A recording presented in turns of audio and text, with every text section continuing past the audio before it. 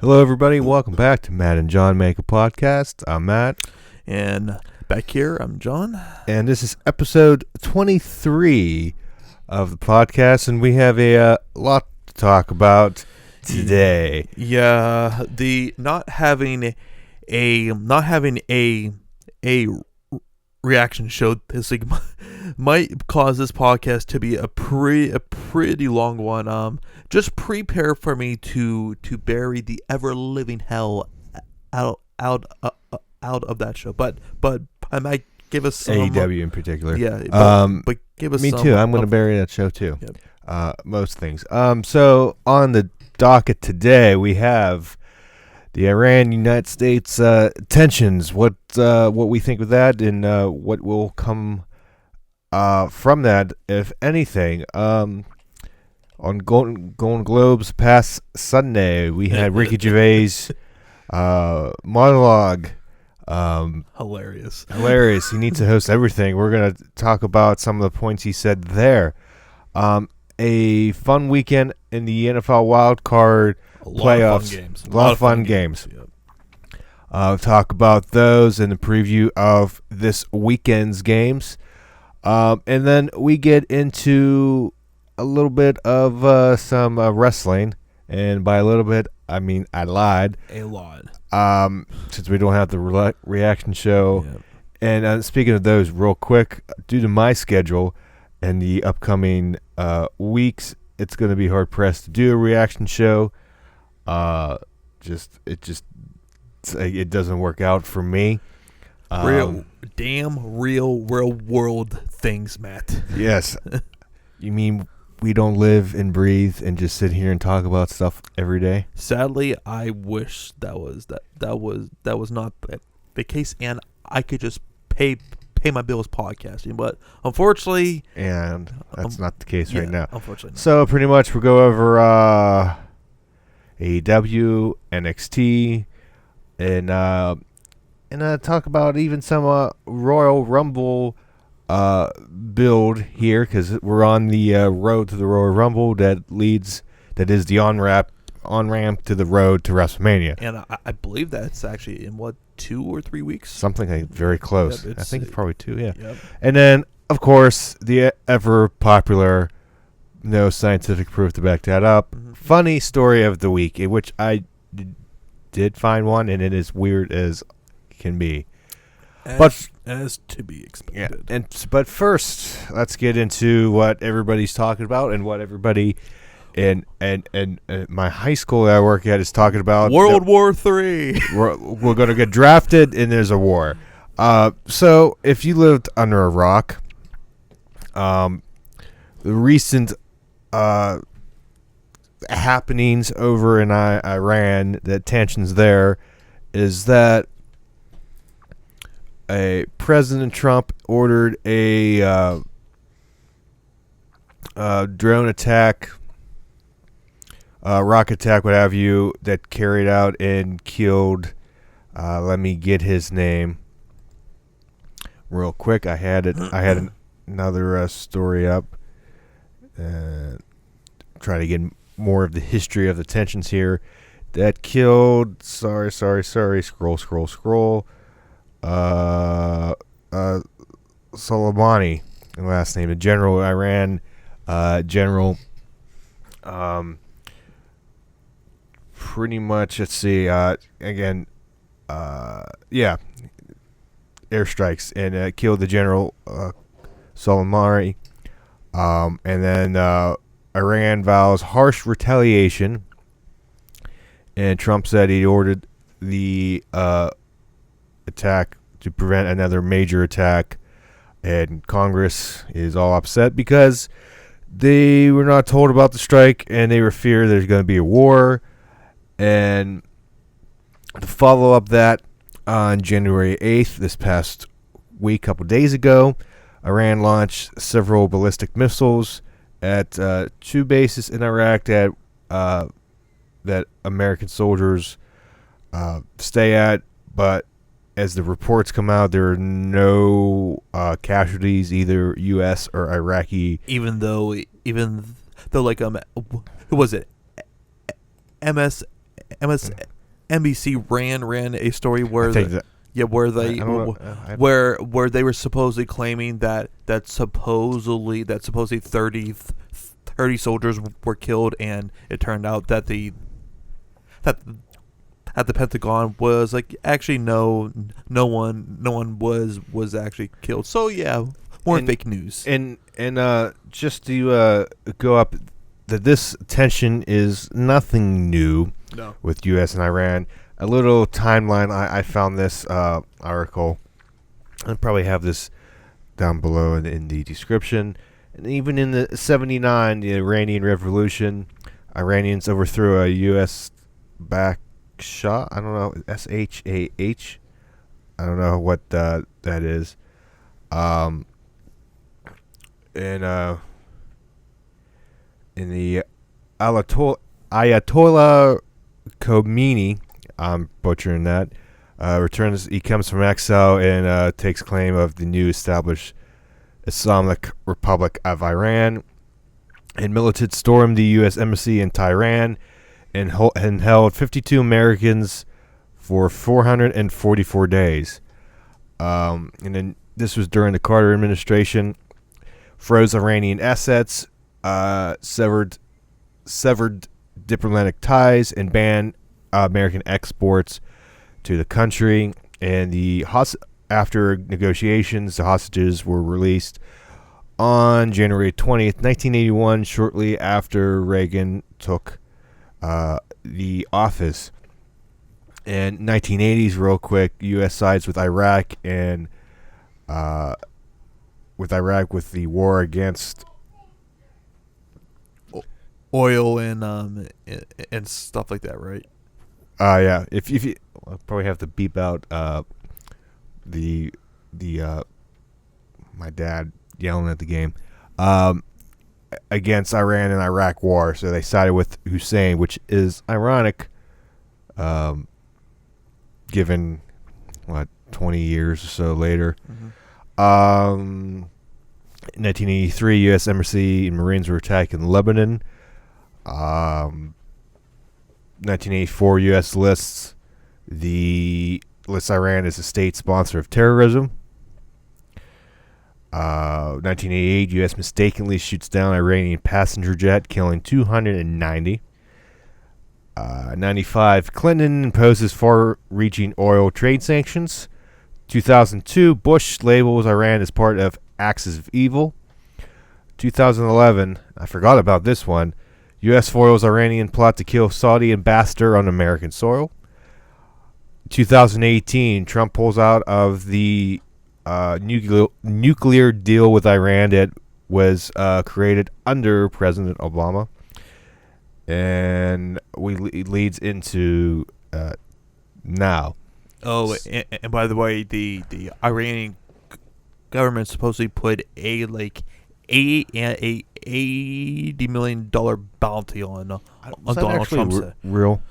I'm not entirely sure, but I did see a tweet about it. So whether that is true, I mean, I wouldn't exactly put it past them because with let me look that up because I heard about it, but I'm not sure if I saw a tweet about it. I think on Tuesday or Wednesday, but.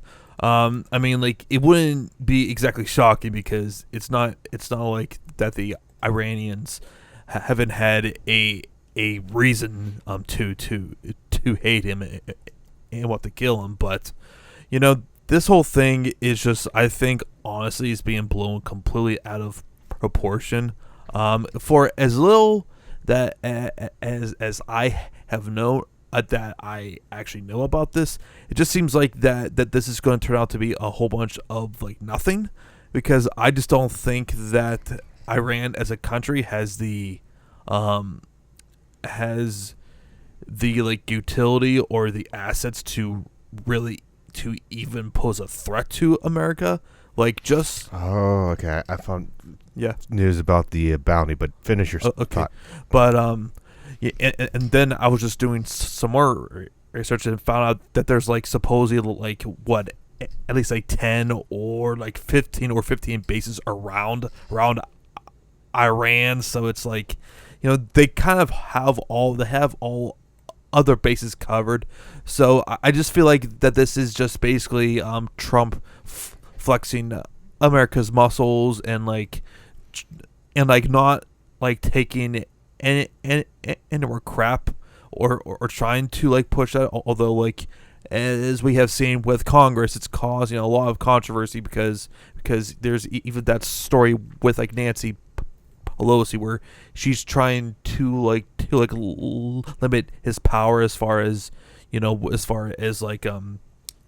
declaring war or doing or going forward with attacks or whatever. But it's a very ongoing story to say the at least.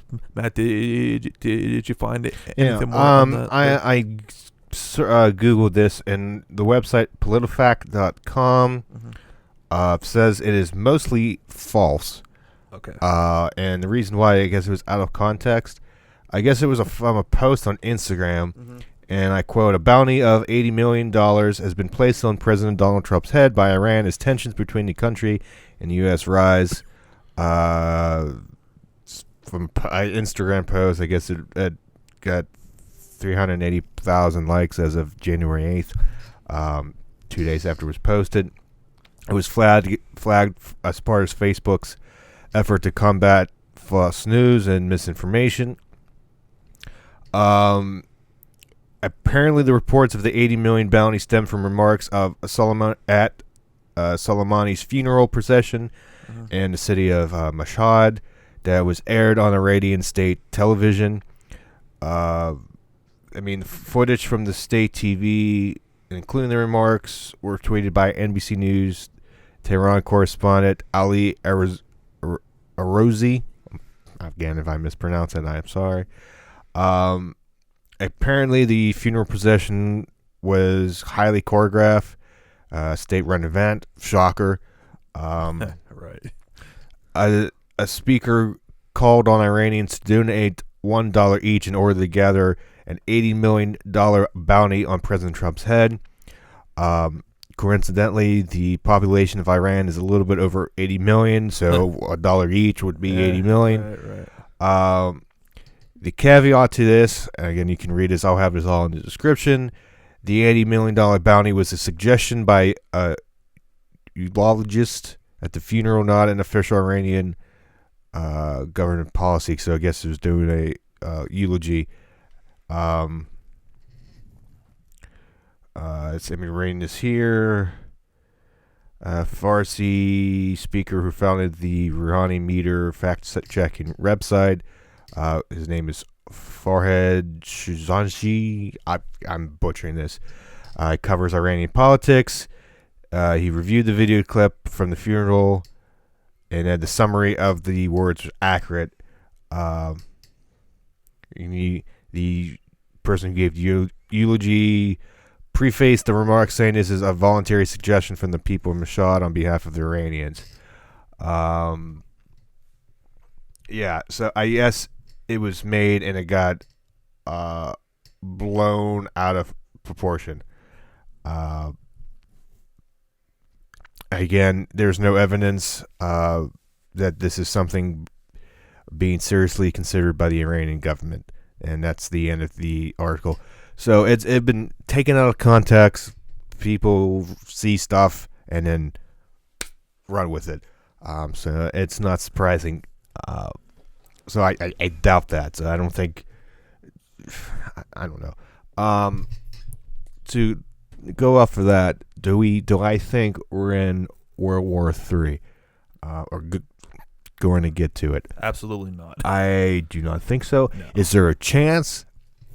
Of course, anything, but I doubt it. I think tension. It's been always this back and forth with everybody. For years. There's so many people who are acting like that this is like something brand new, where tensions between the states and Iran have been going on for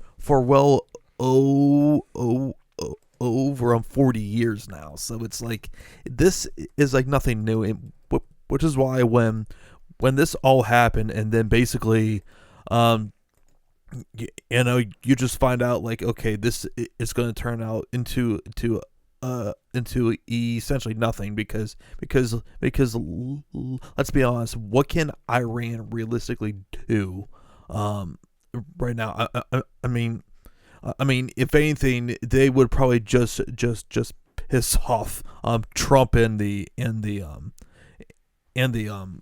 army and everything, and that's, I feel like, the only thing that they could possibly do is just like the U.S. is just too powerful of a country right now.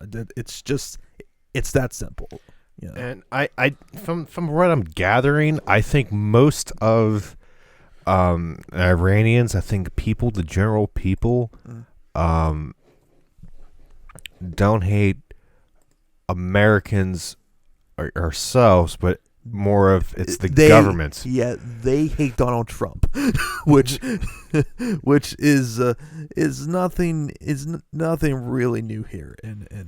Because I think if we got over there right now, like some place that's not bad, it's kind of, you know what I'm trying to say, not in the middle of everything. I think most Iranians, citizens, would not hate Americans, would be okay with us, and probably say we don't.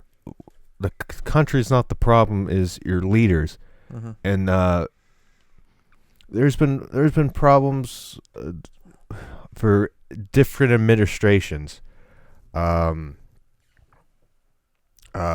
the years. Like I said, Jimmy Carter, Reagan, Clinton, Obama, Bush, now Trump. I mean, it's a constant revolving door of tension, and I don't think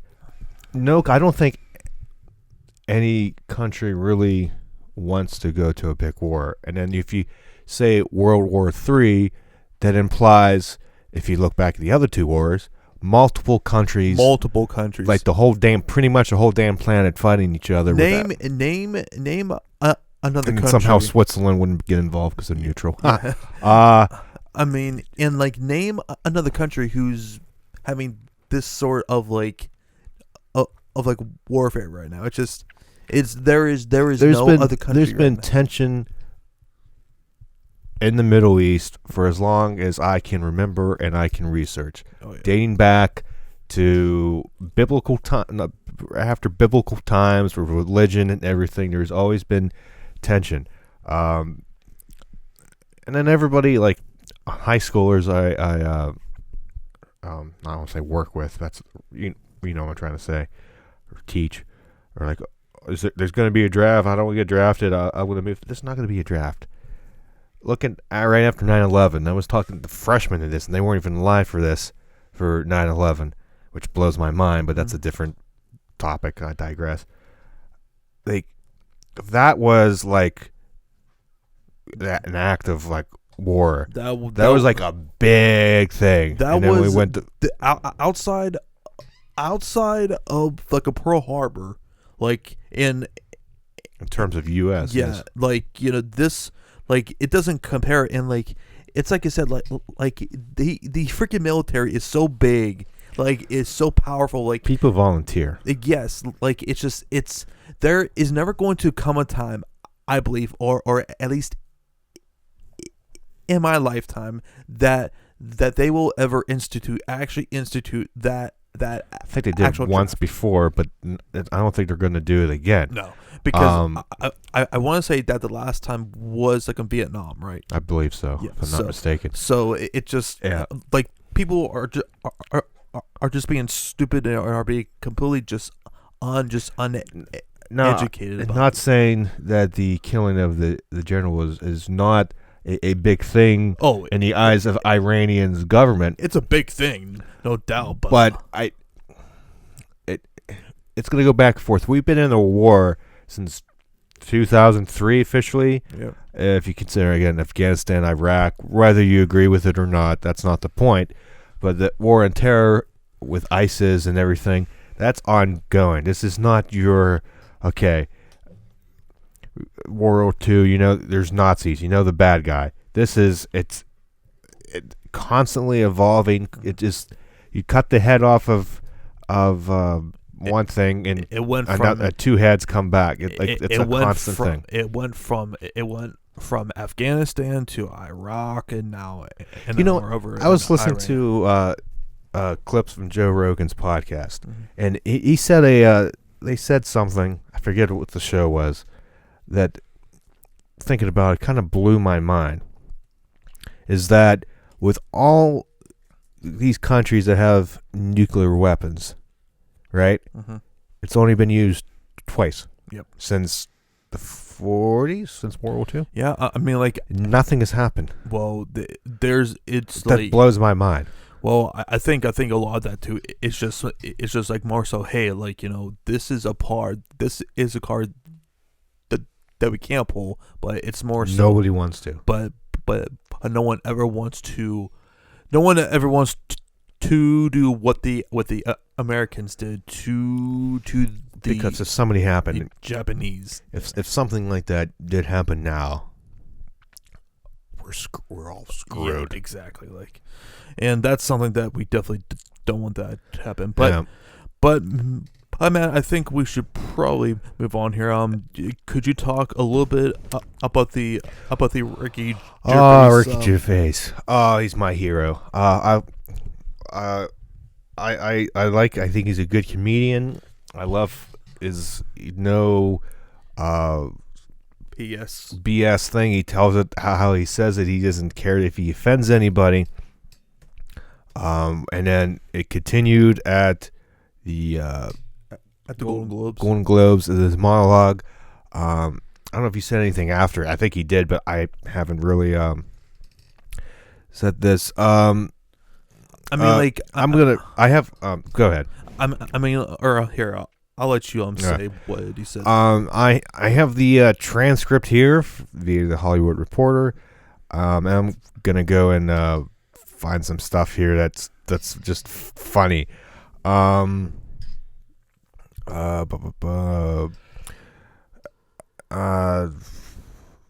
Lucky for me, quote here: the Hollywood foreign press can barely speak English, and they have no idea what Twitter is. So I got offered this gig by fax. Let's go out with a bang. Let's have a laugh at your expense. Remember, they're just jokes. We're all gonna die soon, and there's no sequel. Remember that. Not that bad. So far, so good. But you all look lovely, all dolled up. You came here in your limos. I came here in a limo tonight, and that license plate was made by Felicity Hoffman. No shush. It's her daughter I feel sorry for, okay?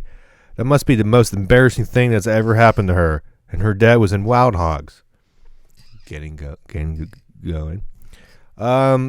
Okay, lots of big celebrities here tonight. Legends, icons. This table alone. Al Pacino, Robert De Niro, Baby Yoda. Oh, that's Joe Pesci.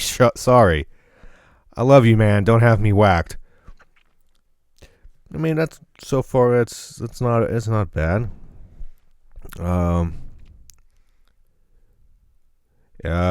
It was a big year for pedophile movies. Surviving R. Kelly, Leaving Neverland, Two Popes. Oh God. Shut up. I don't care. Oh my God. Oh my God. So many talented people of color were snubbed in major categories. Unfortunately, there's nothing we can do about that. Hollywood foreign press are all very racist. 5th time, so we were going to do an in memoriam this year, but when I saw the list of people who died, it wasn't diverse enough. No, it wasn't mostly white people. No, it was mostly white people, and I thought, nah, not on my watch. Maybe next year. Let's see what happens. Let's see here. Oh, that's a Netflix shot here. No one cares about movies anymore. No one goes to cinema. No one really watches network TV. Everyone is watching Netflix. This show should just be me coming out going, well done, Netflix. You win everything. Good night. But no, we got to drag it out for 3 hours. You can binge watch the entire first season of Afterlife instead of watching this show. That's a show about a man who wants to kill himself because his wife dies of cancer, and it's still more fun than this. Spoiler alert, season 2 is on the way. So in the end, he obviously didn't kill himself, just like Jeffrey Epstein. Shut up. I know he's your friend, but I don't care. But like just get to the him quote of him tearing up Apple? Hollywood for Well, we got to get to the Apple one real quick. Okay. That's that and the other one, because Apple roared into the TV game with the morning show, a superb drama about the importance of dignity and doing the right thing. Now, right before he says this, or during this, they should cut to crap. Who's the CEO of Apple? No, Whatever. They cut to the CEO of Apple. I want to say Steve Jobs. But obviously, that's not right. No. I couldn't think. So, okay, importance of dignity and doing the right thing, made by a company that runs sweatshops in China. Well, you say you're woke, but the companies you work for in China, unbelievable. Apple, Amazon, Disney. If ISIS started a streaming service, you'd call your agent, wouldn't you? Like literally, like right before he said this, they cut. Oh, Tim Cook. Yeah, Tim Cook. I think Tom Cook. I think God. they cut to him, and he's smiling because he mentions Apple and the thing, and then he just rips them. So if you don't win an award tonight, don't use it as a platform to make a political speech. You're in no position to lecture the public about anything. You know nothing about the real world. Most of you spend less time in school than Greta Thunberg, the girl who is talking about climate change, if you don't know. So if you win, come up, accept your little award, thank your agent and your God, and off, okay? It's already 3 hours long, right? Let's do this first award. Yeah.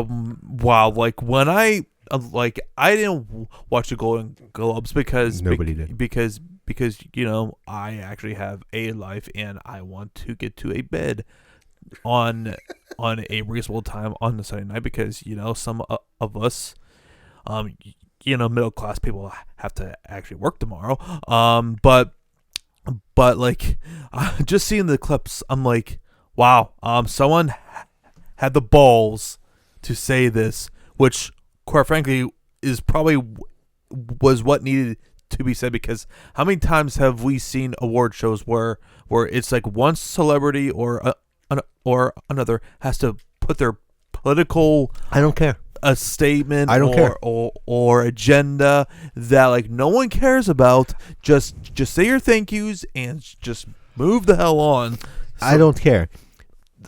If you watch the award show, and I used to not watch it religiously, but I would have interest to see who would win, what movie wins, all that fun stuff. So we talk about it. I want to go there to watch stuff about movies. I don't care what your political beliefs are, what you have to say. If you hate Trump, you like Trump, you blah blah blah blah blah, you want this to happen, you're entitled to your beliefs. If you believe that, that's all well and good, but it's a time and a place. I'm not tuning in for some political spiel. If I want a political spiel, political ideas, I can't say the damn word, I would watch Fox or CNN and listen to that. I am watching, I believe most people, American people, are watching to see if their favorite movie is going to win and see the speeches and all the fun stuff. Same thing with the Grammys, the Oscars, every other freaking award show that there's out there. Okay? I don't care. I want to see at Grammys. I want to be entertained, see the performances. If you get the award, I don't want to be like, I want to accept this. Thank you. Trump's doing a bad job. Good night. I don't care. Yep. That's not the time and the place. I accept your award. That's great. You won. Congratulations. I'm happy for you. And then accept it. Say it. Get off. What you believe in your own free time, say it in your own free time. Yep, and that's essentially what needed to be said there. And I don't think that we have really all that much all that much more to add there, but I mean, I think Ricky Gervais for saying this, and yeah, hopefully we get some. He needs to host everything. Yeah, imagine him at the Nickelodeon's Kids' Choice Awards. Jesus Christ! But that'd be hilarious. Yeah. Let's make it happen. But until then, let's move on here. We had some amazing NFL football over the weekend. These wild card games, which by the way, the NFL was doing some major business here. I think I read each game had at least 30 million viewers, like for each game for a freaking wild card. I mean, it's just a consistent reminder which sport is king in this country, and that ain't changing anytime soon. But probably the thing that surprised me the most, Matt, was definitely the Saints going down to the Minnesota Vikings. I was not surprised by the Patriots going down. I'm not surprised. In terms of my bet, I am upset for that, but it was regardless because New Orleans lost. Not surprised. No. But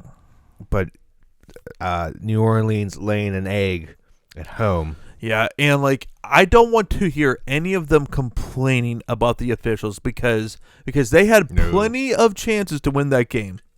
Don't complain about that last play. Yeah, that crucial fumble by Drew Brees in the fourth quarter was just absolute killer. Also, their freaking field goal kicker missing a 40-yard field goal going into halftime was massive because if he makes that field goal, they win the game.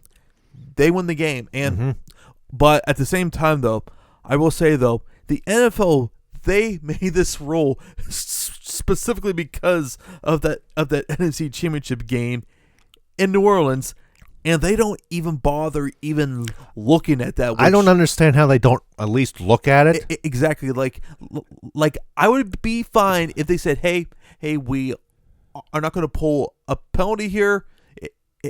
It's game over. Fine. But they didn't even look at it. And I think that is the most thing that people have a problem with is that they didn't even look at it. And that's and you got that. And on that call too, you got the pass interference Saints rule, I'll call it.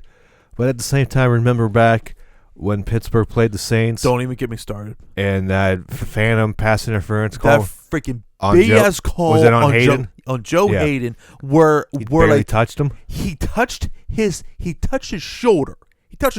He didn't interfere with him, and the contact was so light that literally out it was ridiculous. Yeah, and it's funny. And then when they review the calls after reviews, we've seen many here as Steelers fans, a couple.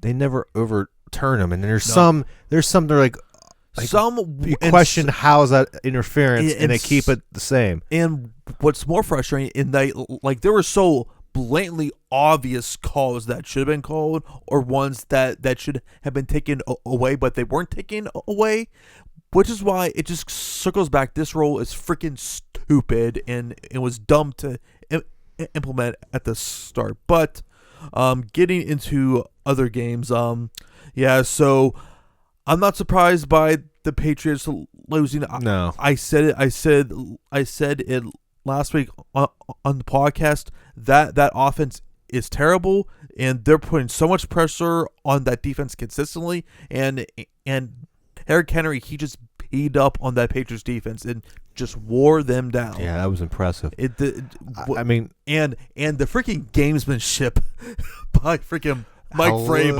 was hilarious. And Bill Belichick just being just pissed at him because he did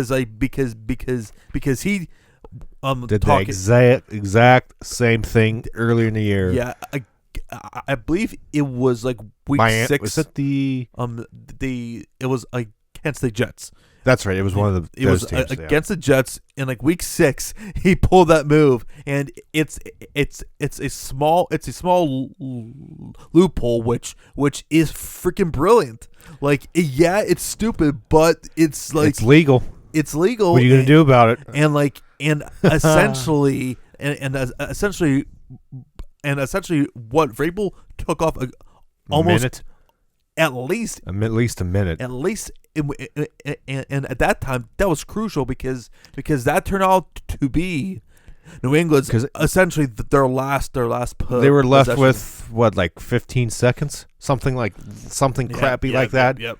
And then Brady threw the pick 6 there, and that was it. But you give Brady a minute 20, what have you? There's a shot, right? But not 12 seconds. But this also goes back to also they had zero threat from the receiving core, from the tight end, offensive line, which is so inconsistent all season. Like this was bound to happen, and two, we have seen it all season. Whenever they played a good team, they struggled. Like, you look at the Kansas City game, look against Baltimore, Houston, etc. They laid the biggest egg against the Miami Dolphins. Like, even if this team got home field, I don't think they get to the Super Bowl. No. They just did not have the horses this year. And as far as Tom Brady is concerned, I personally think that he should retire, but he has already come out and said, hey, I'm coming back. Now, whether he's back with the Patriots is a whole other conversation. There's been rumors about him possibly going out to LA for the Chargers. that is barring whether Phillip Rivers resigns, which all remains to be seen. But as far as the Patriots dynasty, I feel like that is actually over unless that whole roster does a complete 360. Like, they need some help, more so on the offensive side than on the defensive side, because they could not draft any wide receivers. Like how the Steelers constantly find wide receivers,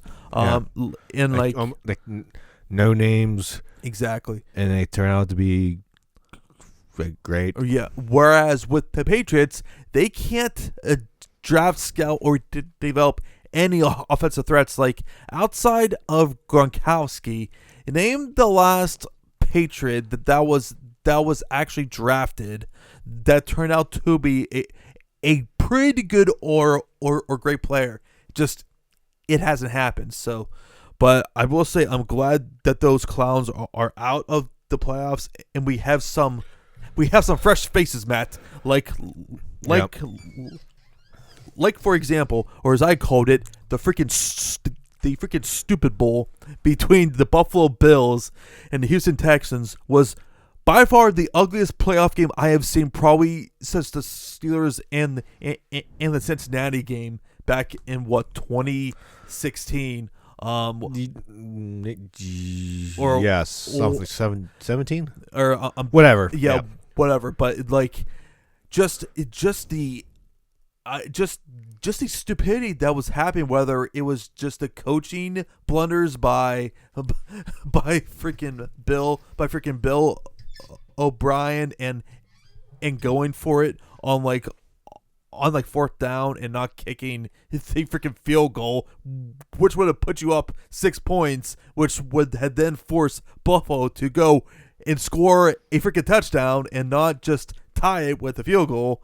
I mean, like, or freaking Josh Allen running down the field with like 50 seconds left, freaking does a freaking lateral and almost turns it over, almost fumbles it. So like his tight end had to bat it out of bounds just to prevent that. It just, Matt, it was crazy to say to say the least. I was thoroughly entertained, and Twitter was hilarious at this time. It was great as far from a train wreck standpoint, but man, it was some ugly football. Yeah, I don't know if what was I doing? I was probably somewhere.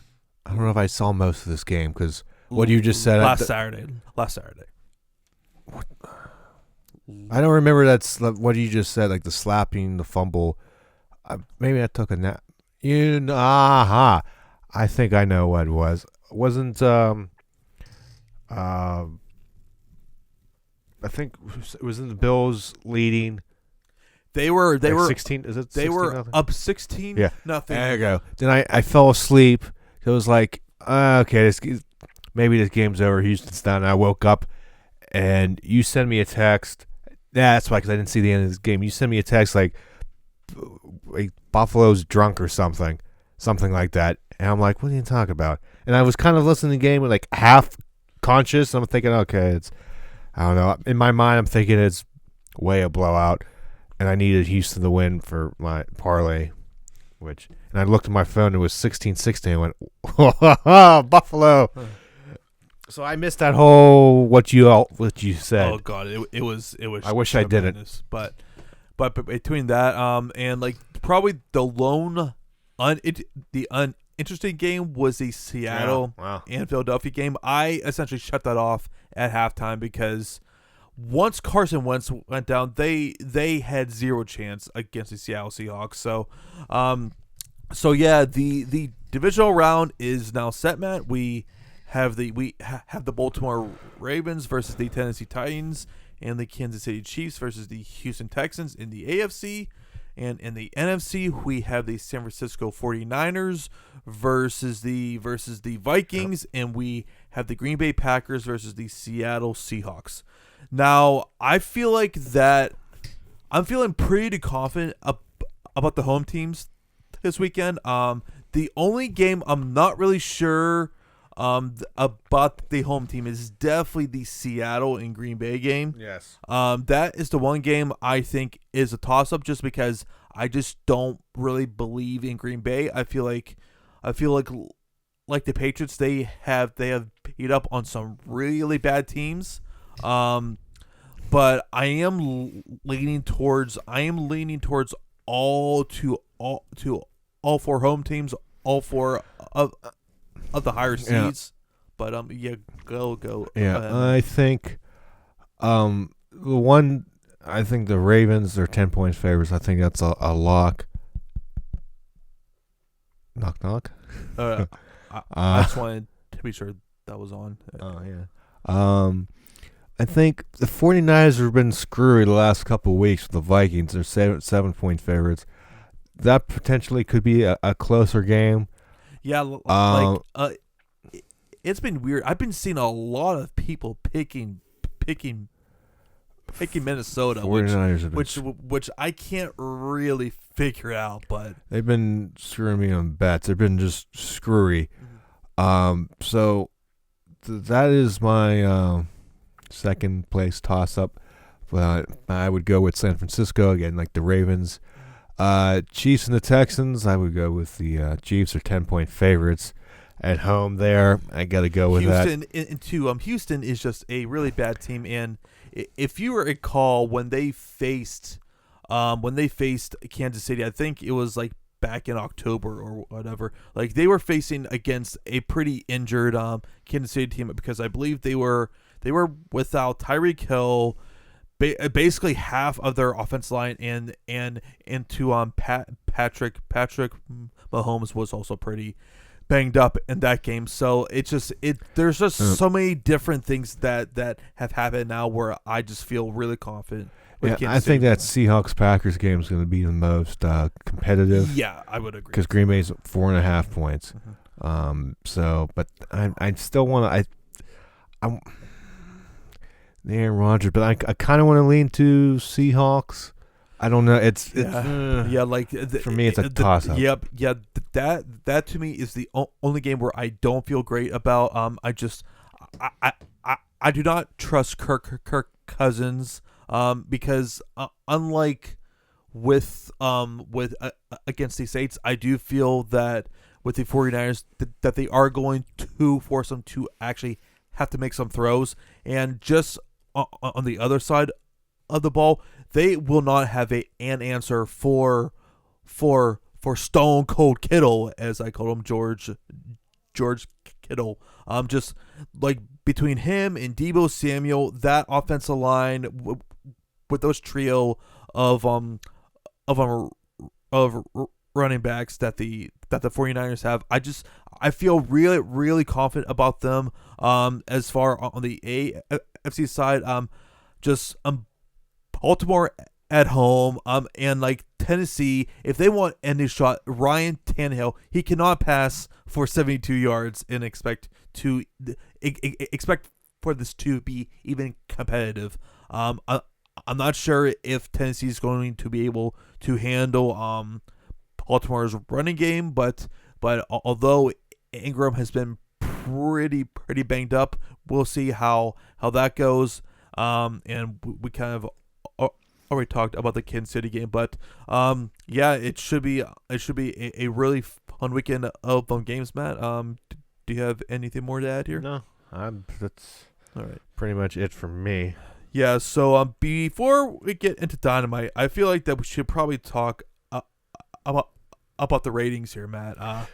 This after watching both shows today, I'm confused on why this is.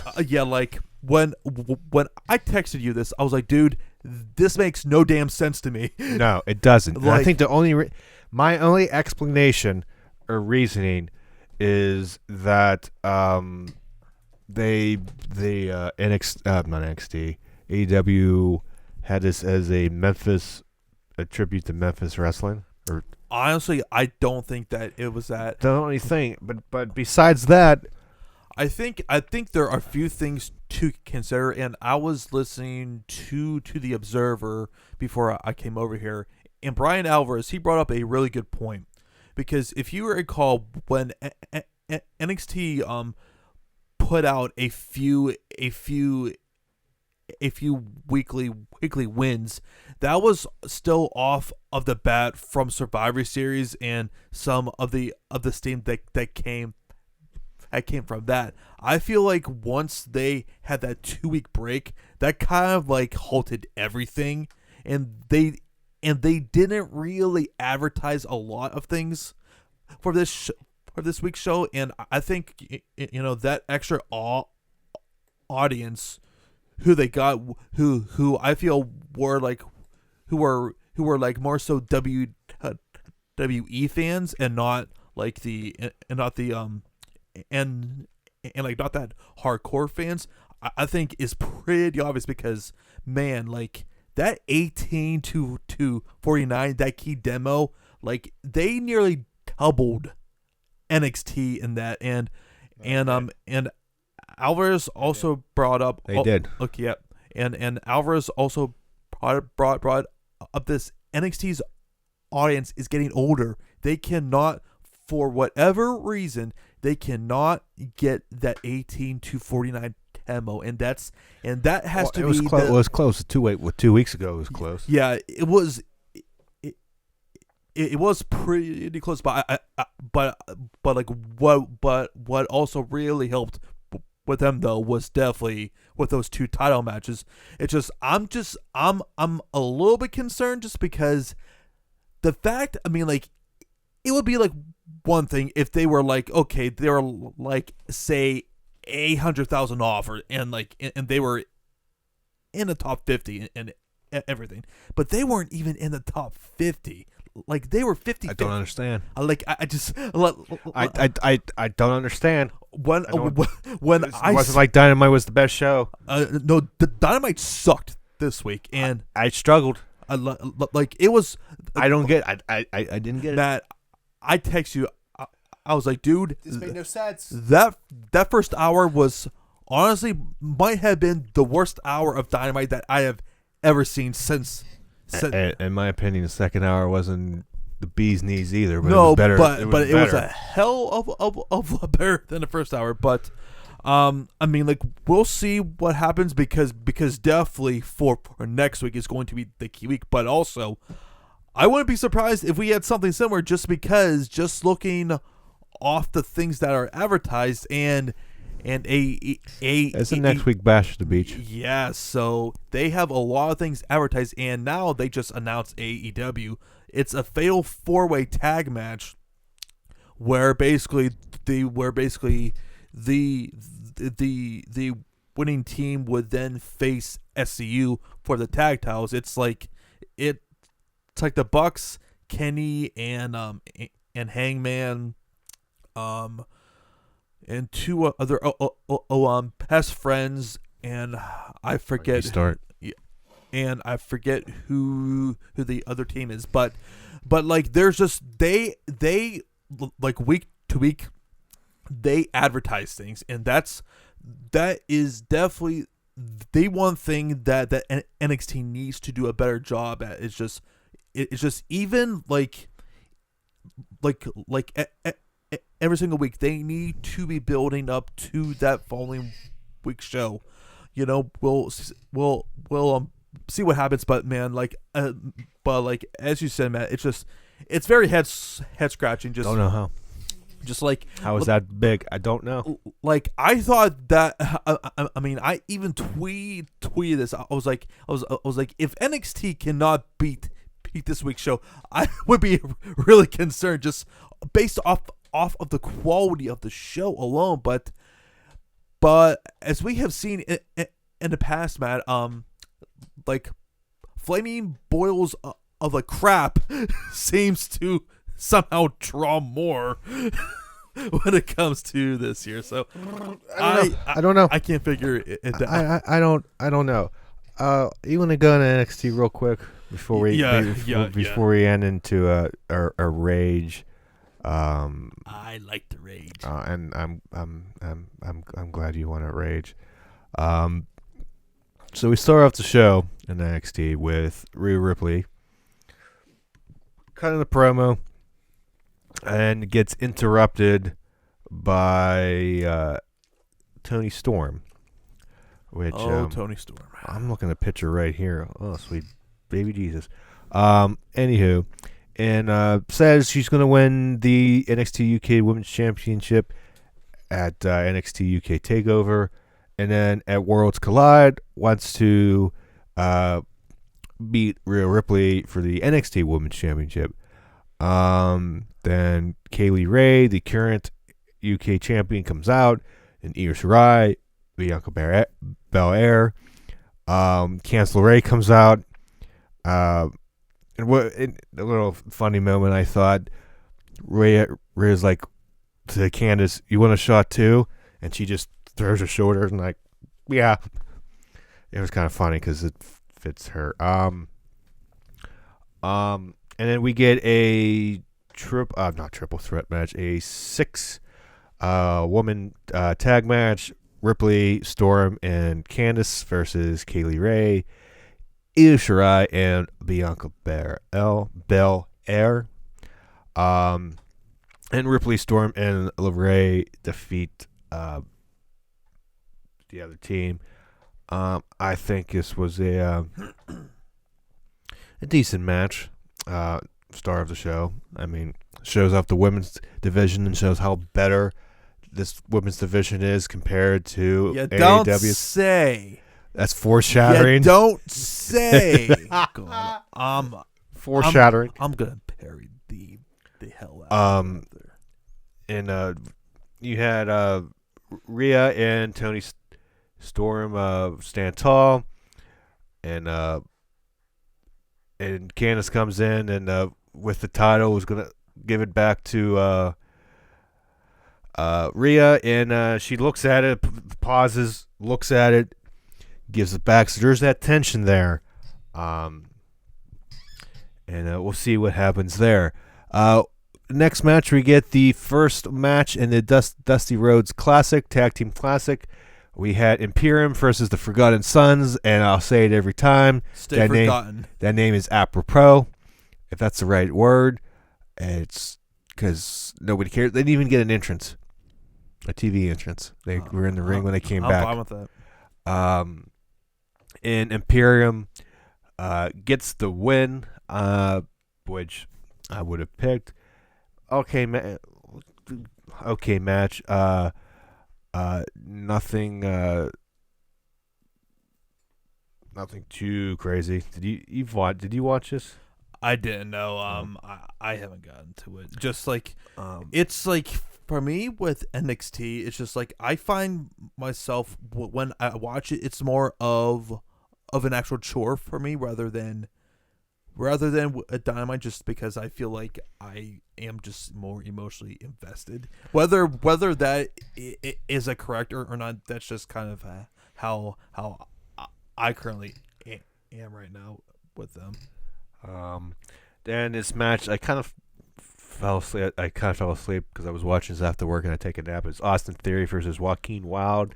Didn't see it. Austin Theory is a freaking star. From what I saw, I kind of fell asleep when he came out. But Theory wins by pinfall.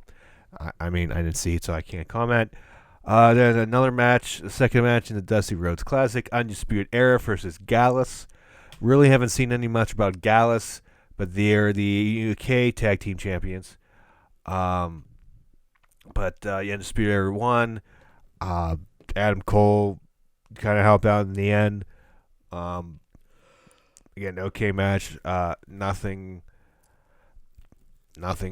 too crazy. But then it was announced the next week that the Grizzly Young Veterans are going to face the Time Splitters, reunited by Kushida and Alex Shelley, former TNA guy. I honestly never heard of him. And also Kushida and Alex Shelley, they were a tag team over in Japan where they were called the Time Splitters. Yeah. So the winner of that's going to face Fish and O'Reilly, and I could probably bet my life savings that Time Splitters are going to win that.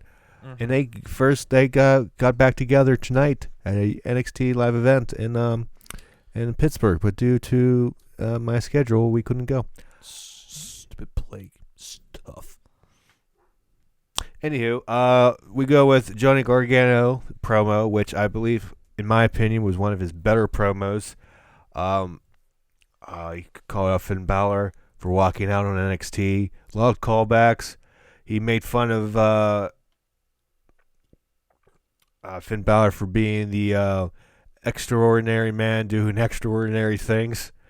And he made fun of that, which was hilarious. A callback.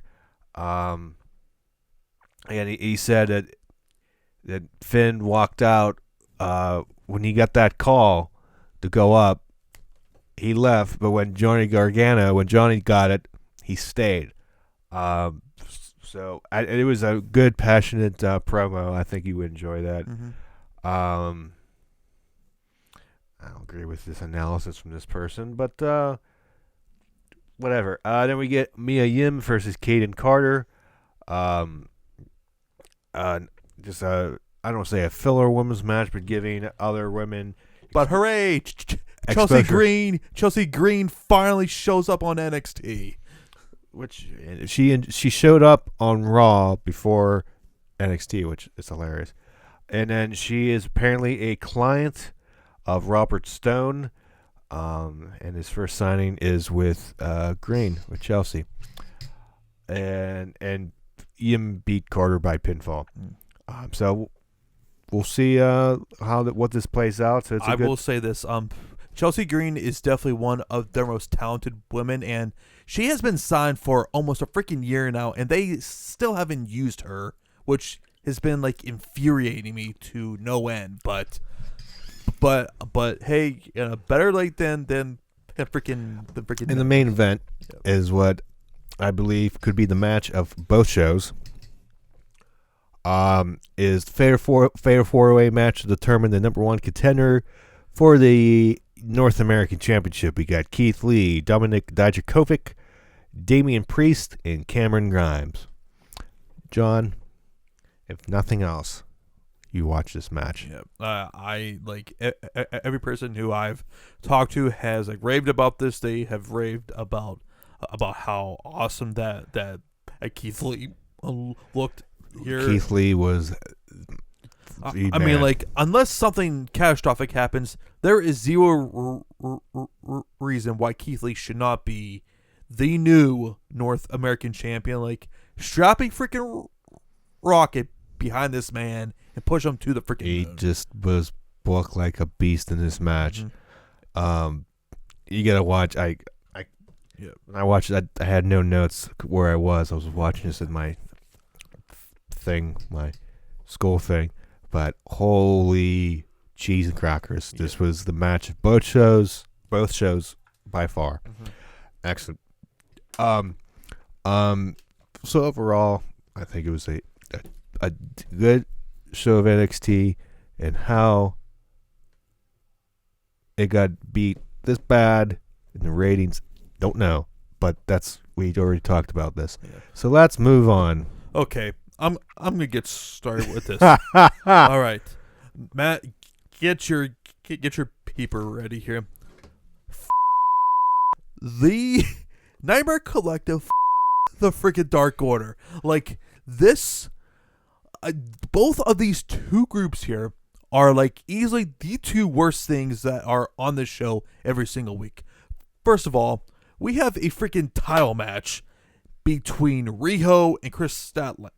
Versus Chris Statlander. I would have been able to deal with the overbooked mess that was happening there. But no, we still keep the freaking title on the Riho. She's still champion. I don't understand. I was like, oh my god. She's still champion. Who's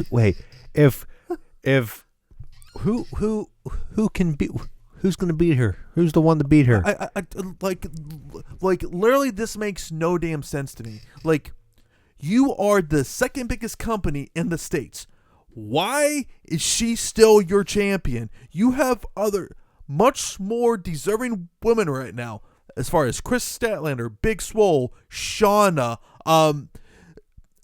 Like, they just pick somebody else who is going to be there on a weekly basis. She went through a 5-week period where she didn't even show up on Dynamite. Nobody else was built up. It was all Britt Baker, which she has flopped since. Like, I've been so disappointed with her, and just talking to some friends of mine who have worked with her have said, like, you know, this is who she is. Like, she is really nothing special. And like, we're seeing that, like, she's very inconsistent in the ring. Her gimmick is just weird, and it's not really getting over, and like, it's a consistent problem. And this whole women's division just needs a complete reset. Needs a complete reset. And I don't care about the freaking stat that said, 17,000 more people tuned into Dynamite upon this monstrosity. How? I don't. Like, they need to freaking they need to ignore that. And just realize, until they start taking this division seriously and have a credible champion as their champion, all fans or most of them are going to look at this division as a complete and utter joke, and that needs to change. Even when Chris was pinning Riho. Oh, come on! I'm sorry. I'm watching the hockey game, and how like, when Chris was pinning Riho, she was barely covering her. Like, it's like you're protecting a baby from, I don't know, the wind. I don't know. Like cover her. You gotta put, like, there was clearly when the first pin, Riho did the like pop up your shoulders and sneak out. Mm-hmm. It was clear and obvious because there was so much freaking daylight between Chris Statlander's body and Riho. It was like, I was like, oh my god. But that's and the biggest problem is too with her as champion. She gets no reaction every single week. It's getting worse and worse. It's getting worse. Like, she is just not over. There is nothing appealing to her. She's 80 pounds, and like, do you recall when she was throwing punches at freaking Kong? It was like literally a freaking gnat trying to cause damage to her, and like I just like Cody and Tony Khan, the elite, they need to realize this is not working. The Dark Order is not working. They are not getting over. I will say, though, at least when they did that freaking brawl, it looked better. There wasn't any stupid BS going on with that. Oh, you just reminded me of something. Which I'm glad that they did that, but I just don't care about this group. The only thing that could possibly save this group is Uncle. No, we it's got Uncle Fester there. Yeah. Yeah. I'll get into that in a second. But the only thing that can save the freaking Dark Order is this higher being that they have been talking about. The only way that can be saved is if that higher being is Broken Matt Hardy. That is the only thing that can possibly save this group because he is the only man who could like somehow make this thing salvageable because there is nothing currently that can save this group. They are dead in the freaking water right now.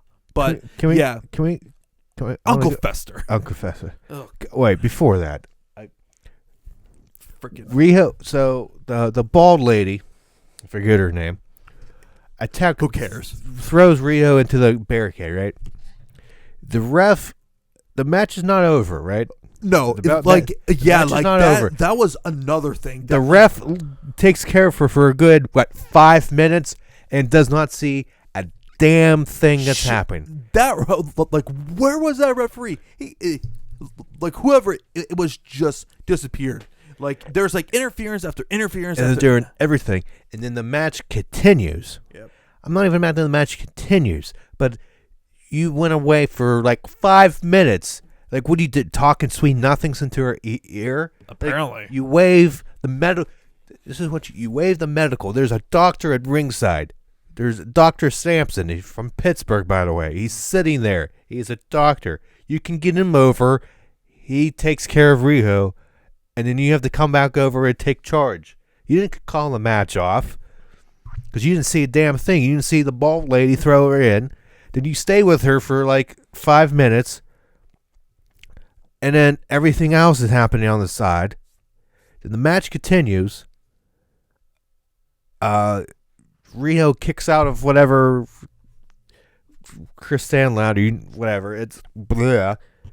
And then there's interference with who grabbed the legs of Stanloud. Somebody grabbed the legs, and then Riho got the pit. Was it Kong?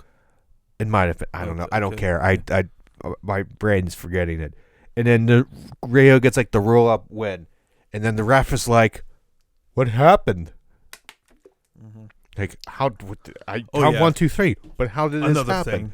When screw that. When Uncle Fester comes out, freak Excalibur. We don't know who this guy is. Will you freaking stop it every single week?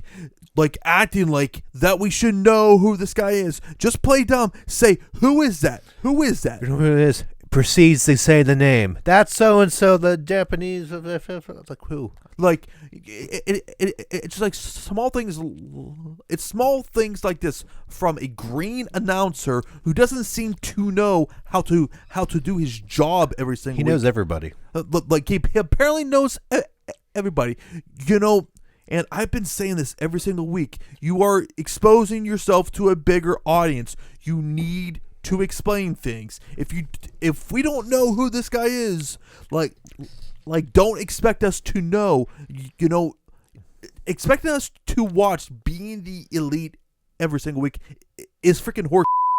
All right, we need to they need to freaking stop it with this. This is periodic. And it needs to freaking stop. But, just this whole thing with Uncle Fester was just so stupid.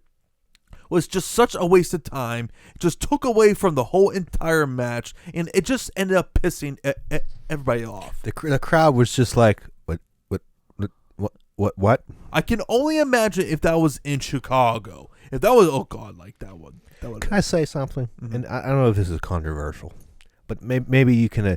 I feel like maybe you agree somewhat on this. Everybody wanted AEW to be an alternative to WWE, but at some point, and it's some things they do what WWE has done and what you hate. Yep. Not everything. No, not everything. But it's some stuff. It's almost like the same old stuff that you hated before is now still going on. Nothing has changed. Nothing's changed. It's just a little bit more. It's just more edgy. It's TV 14 instead of TV PG. Honestly, this remind me a lot more of old school Impact, like back in 2010 when it was really bad. It brought me back some of that, but but you're twitching a little bit. Yeah, like you have no idea, but but basically they just need to reset that whole D. Is it Omega that's booking that women's division? Him and Brandy and her.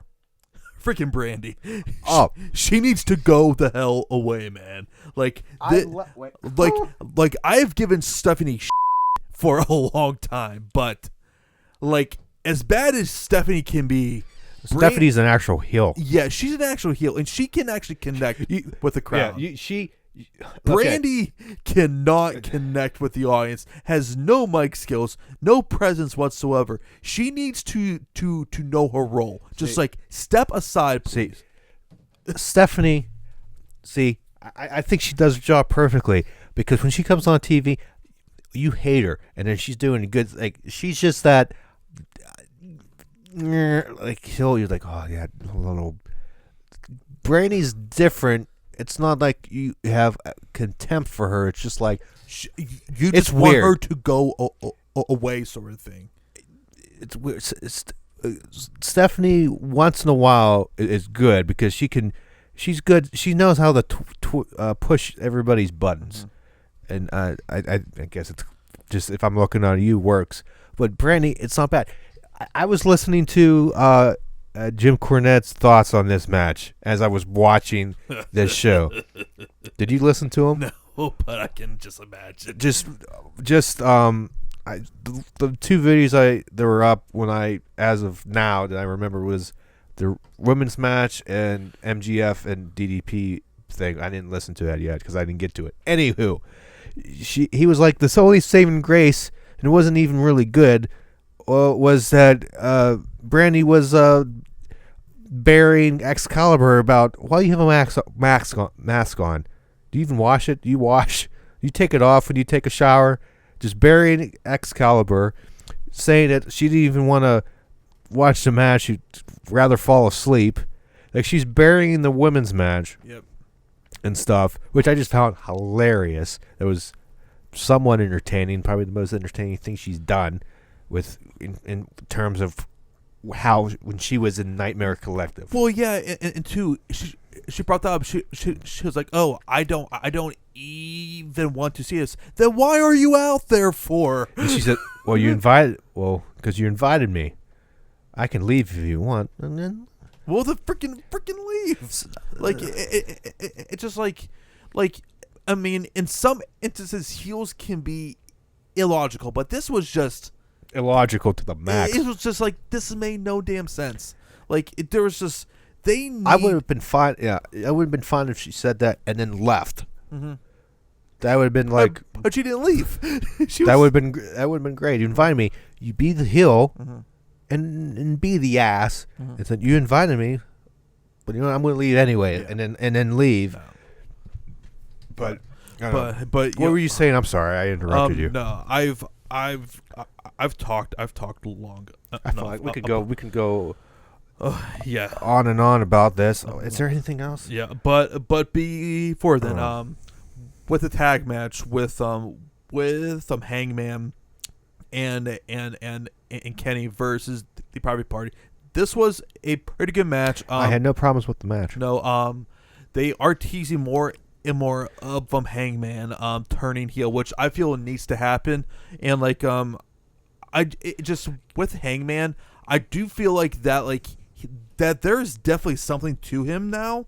It's just like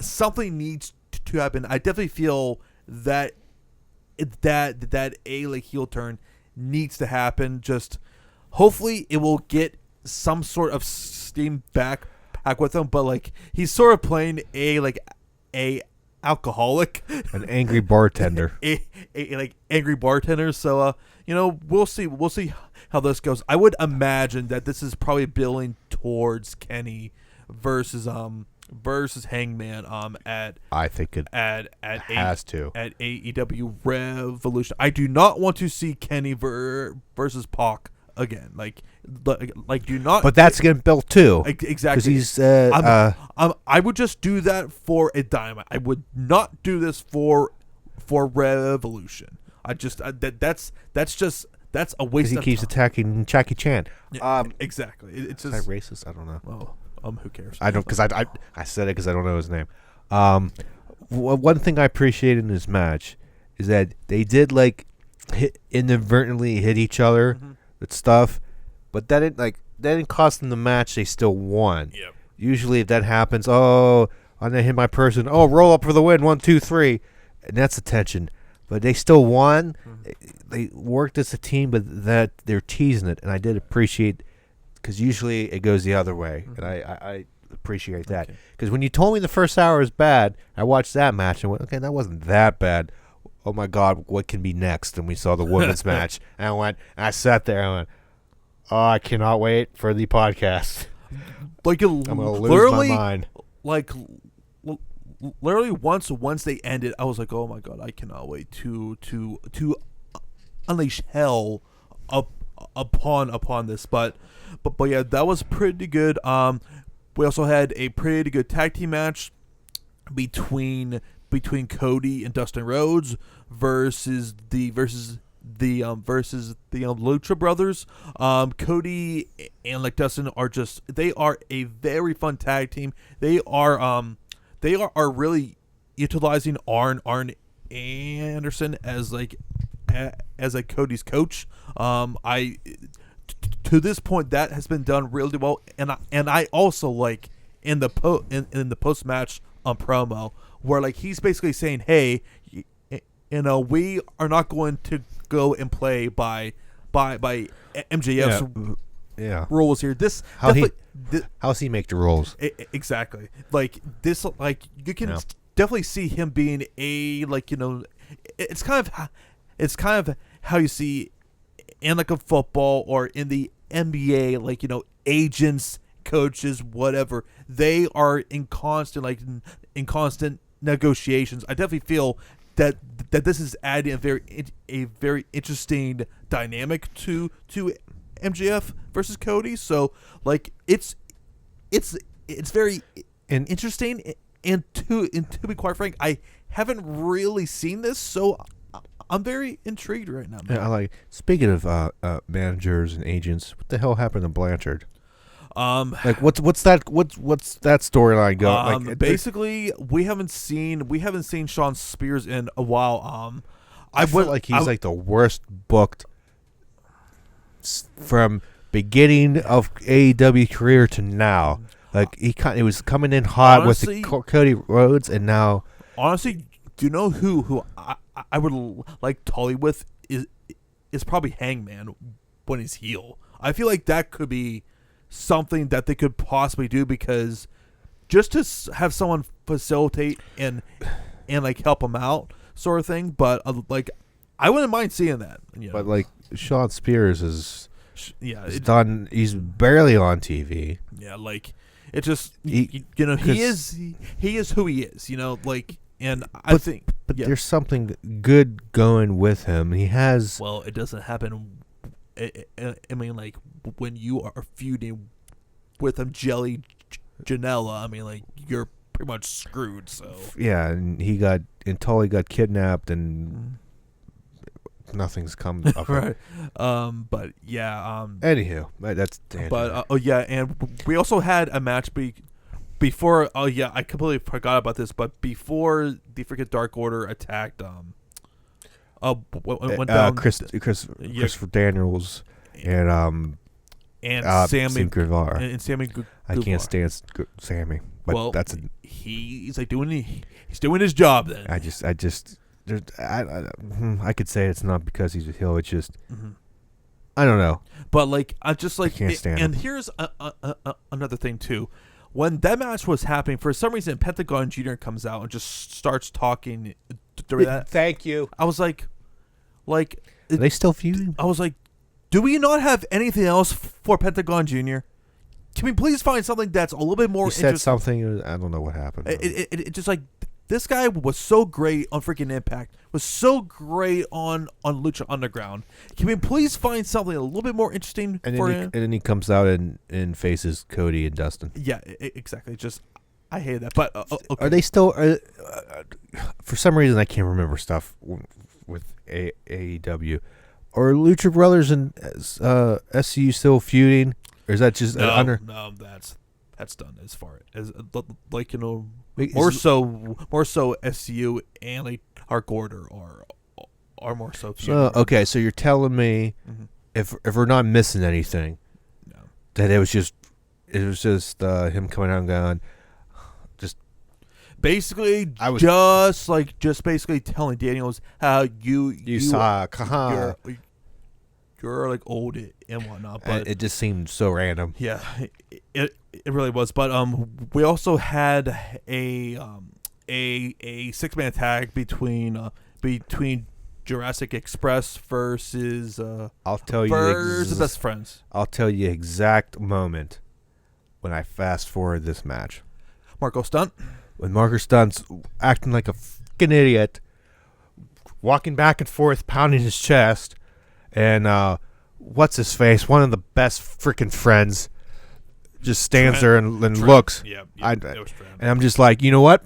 Nope. Fast forward. But I stopped to see when the freshly squeezed Orange Cassidy, and they made a pun about that.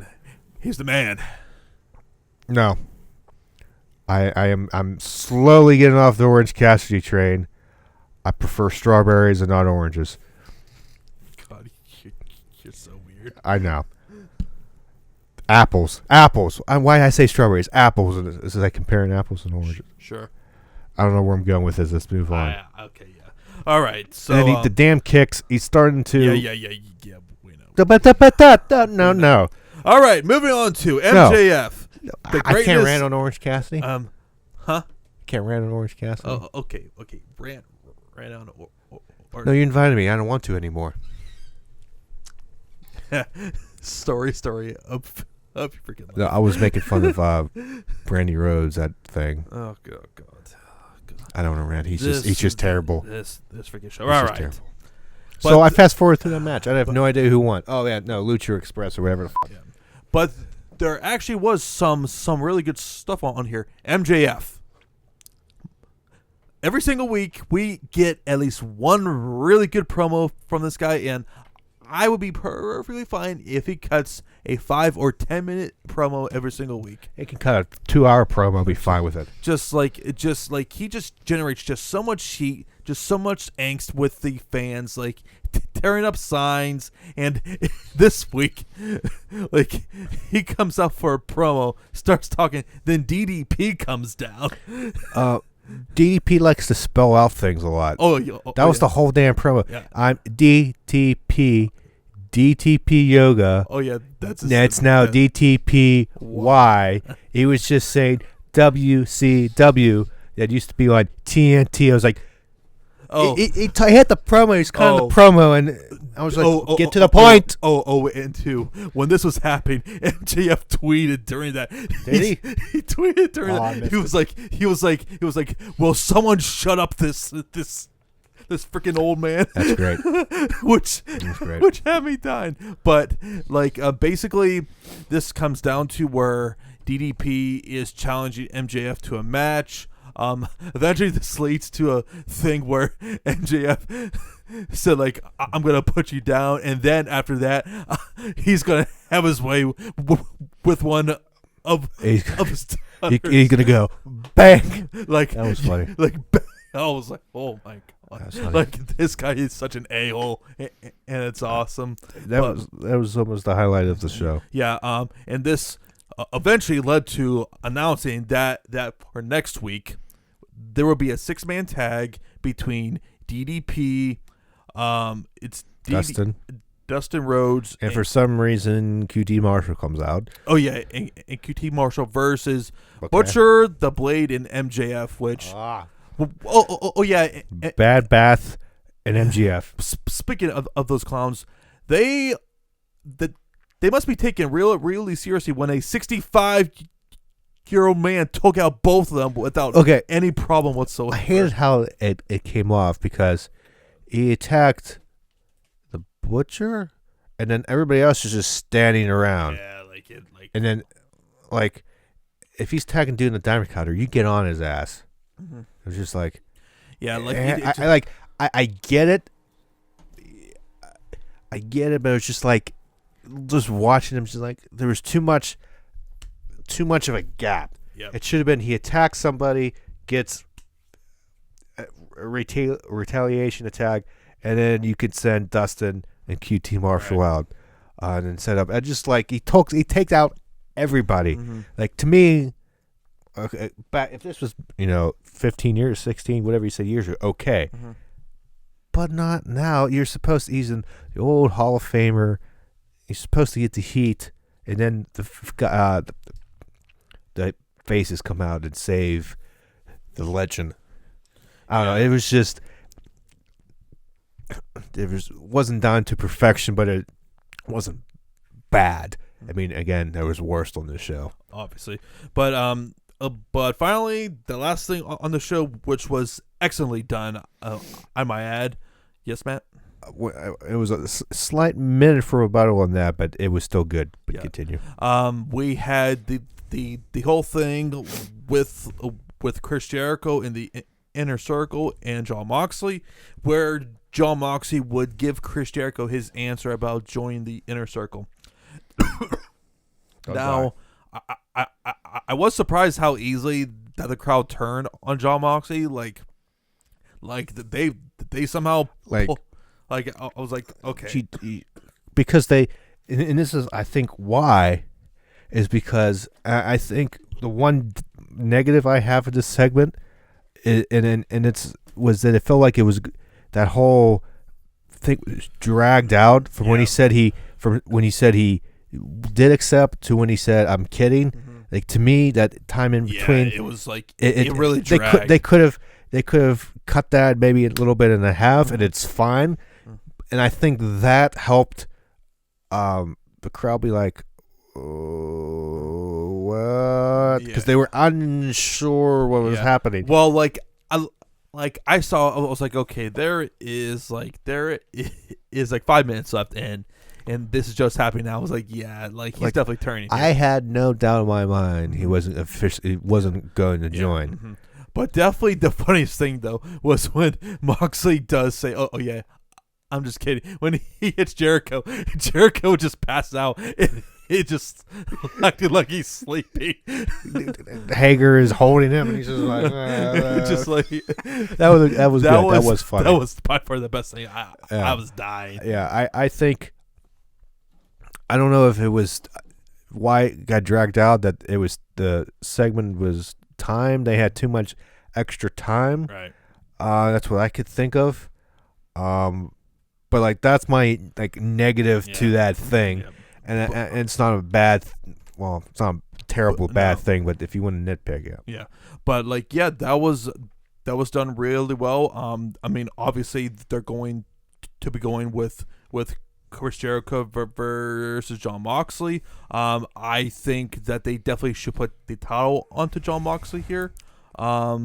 Just he's been built up to a point now where I feel like that you kind of have to put the title on him at this point, but we shall talk about that at for a future podcast. But now we're gonna get into some Royal Rumble talk here, Matt. Yeah, real quick. Yeah.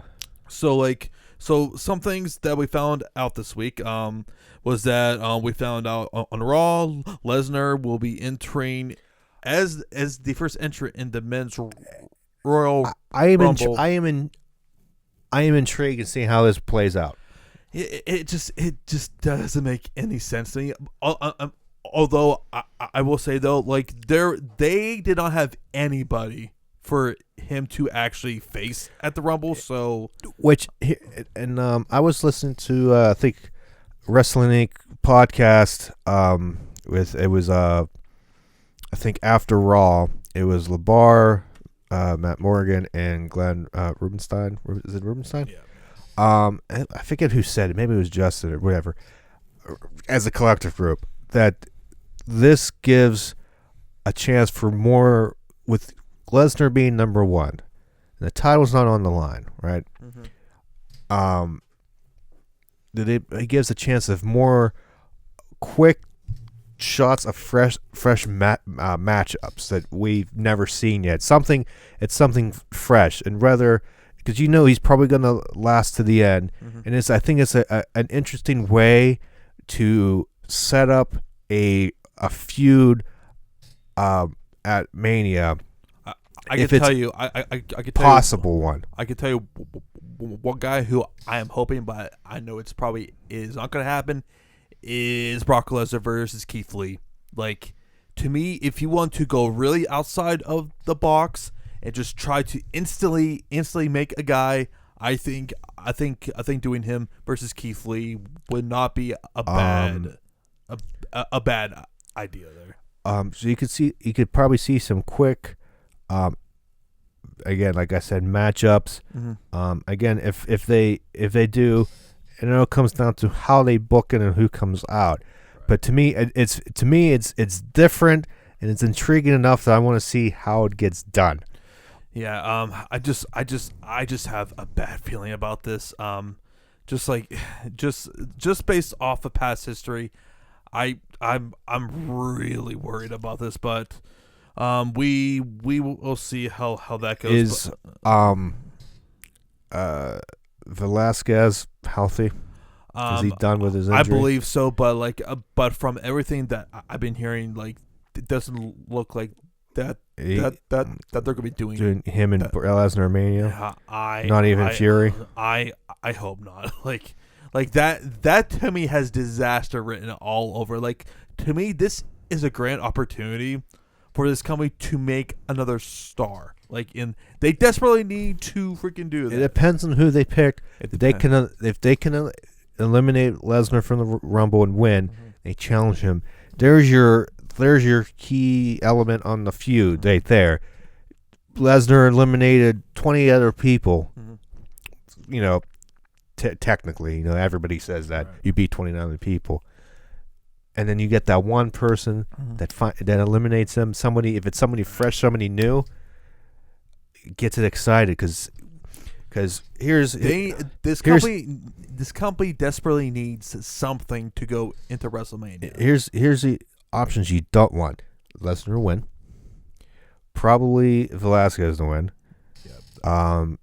Even though it's weird how that's a bad thing, but it is now somehow. Roman Reigns to win. Honestly, to eliminate Lesnar. Only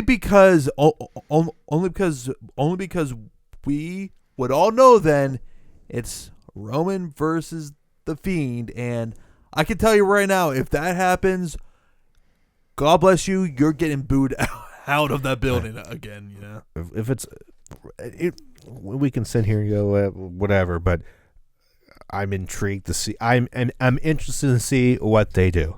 It's different because now I'm hoping that they go with something different, Matt. But I tell you right now, if freaking Roman wins the Rumble, I don't think. But there's a chance.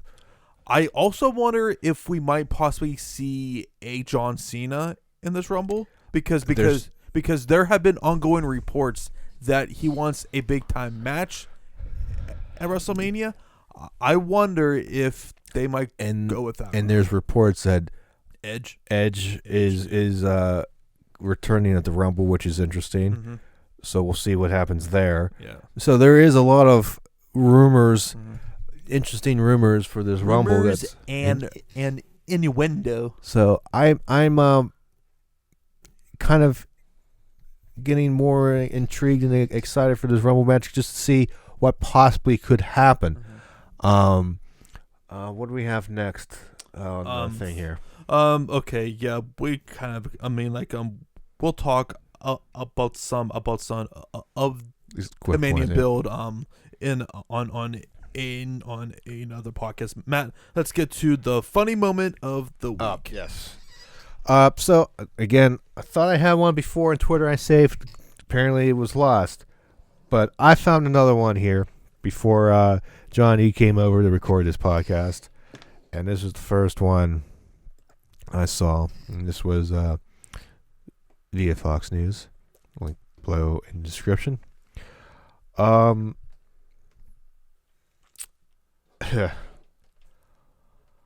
I want to say this is a start. Okay, so apparently, and I totally missed this, that the royal family, there was some big royal family over in Britain, that Harry and Meghan Markle would step back from the royal family. And apparently, this self-proclaimed fortune teller, Jemima, whatever, I'm probably butchering this. You're going to read this and laugh like, oh, he can't read. Packington claims she predicted this. How, you may ask? By reading asparagus spears. Asparagus. You're looking your face like, what do you mean? Yeah, I'm kind of confused right now. So this lady is reportedly the only person in the world that has spermancer, whatever. She's able to see the future by throwing asparagus into the air and then observing how the spears land on the ground.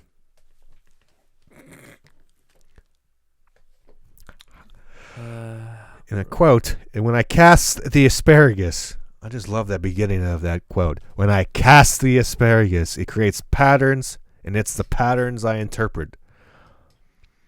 And I like how they call her the vegetable reader. And she apparently inherited the ability from her aunt who read tea leaves, and she's been predicting the future since she was 8.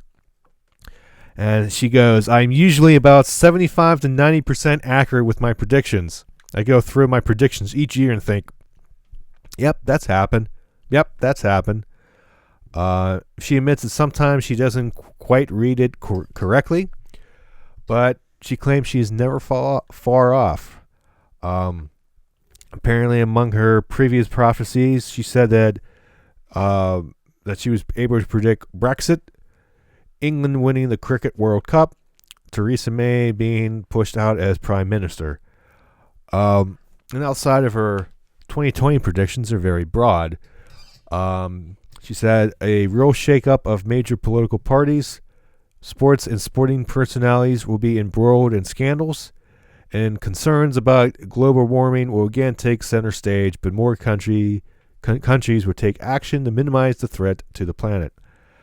But there's no lottery numbers or Super Bowl predictions, so you just have to guess on that. So apparently you can tell the future by throwing asparagus up in the air and reading what the stems and the pattern of the spears are on the ground. Who knew? Who knew? I learned something today. So if you want to make a prediction, ladies and gentlemen, go to your local grocery store, buy some asparagus, and flip it. And throw it up in the air. And even you can tell what will happen in the future. Mm-hmm. So with that, John. With that, I think we should cap this podcast on that note, Mr. Matt. Yeah, guys. So as we talked about earlier on the podcast, do not plan on us doing a reaction show for the next few weeks. Yes. As real world stuff is happening, but we will definitely let you know in advance when we plan on doing the next reaction show. You can follow us on our new Twitter account. It will be below in the description. So any updates there we will post. All the episodes will be posted on the Twitter account. Or if you subscribe, if you ring that bell, you don't need to check Twitter per se. You get notifications there that way. And if you want to help us, you can like. If you want to ask us a question about when the next any live stream or podcast come out, you can comment on the video below or any other video. And if you're brand new to the channel, subscribe. New episodes every Saturday at 3 p.m. It's great. So thank you for tuning in for this week. For John. You mean for Matt? I'm John. No, I said. I'm supposed to say. For John, I'm Matt. That's what people say. That's how it goes. For John, I'm speaking for you. Damn it, John. For John, I'm Matt. That's how it goes. Have a good night. Or day. Whenever you're listening. Why night? Because it's 11 o'clock. Holy crap. So long. See you next week.